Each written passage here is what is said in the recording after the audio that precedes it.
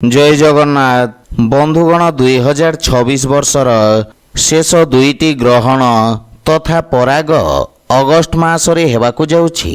धार्मिक एवं ज्योतिषीय दृष्टिकोणरू ग्रहण तथा पराग समय को विशेष गुरुत्वपूर्ण विवेचना करा जाए, कारण यह देश एवं विश्व सहित व्यक्तिविशेष मानंकु प्रभावित करी हिंदू धर्म अनुसार सूर्य पराग तथा चंद्रग्रहणर समय को एक अशुभ समय भाव रे विवेचना करा जाए एवं यह विश्वास करा जाए जे एही समय रे कौनसी शुभ कार्य आरंभ करिबा उचित नुहे, काहेकि ना ग्रहण समय रे नकारात्मक शक्तिर प्रभाव वृद्धि पाई थाए। सेथिपई विशेष करी गर्भवती महिला माने सतर्क रहिबा उचित, अन्यथा यह गर्भस्थ शिशु उपरे नकारात्मक प्रभाव पकाई पारे। तो आसंतु जानिबा 12 अगस्ट को लागिबाकु जाउथिबा सूर्य पराग विषय रे। सेथिपई वीडियो को शेष पर्यंत देखंतु एवं जेउ माने आम चैनल को प्रथम थर पई आछंती तळे थिबा सब्सक्राइब बटन को क्लिक करी सब्सक्राइब करंतु और पाखरे थिबा घंटी बटन को दबाई ऑल रे सिलेक्ट करंतु, काहेकि ना आमे अपलोड करितबा प्रत्येक वीडियोर नोटिफिकेशन आपण सर्वप्रथमे पाई परिबे।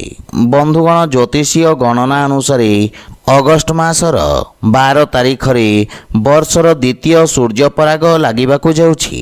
भारतीय समय अनुसार एही सूर्य पराग अगस्ट 12 तारिख रे रात्र 9 घंटा 4 मिनिट रे आरंभ हेब एवं अगस्ट 13 तारिख रे सकाळ 4 घंटा 25 मिनिट रे शेष हेब। किंतु एही सूर्य पराग भारत रे दृश्यमान हेब नहीं, तेणु एहार सूतक काल मध्य भारत रे वैध हेब नहीं। अगस्ट मासरे वर्षर शेष चंद्रग्रहण मध्य लागिबाकु जाउछि एवं एही चंद्रग्रहण 28 अगस्ट को लागिबाकु जाउछि। एही चंद्रग्रहण एक आंशिक चंद्रग्रहण हेब।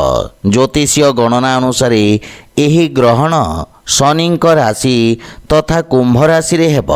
एहा अगस्ट 28 तारिख सकाळ 6 घंटा 53 मिनिट रे आरंभ हेब एवं अपराह्न 12 घंटा 31 पर्यंत प्रभावशाली रहिब।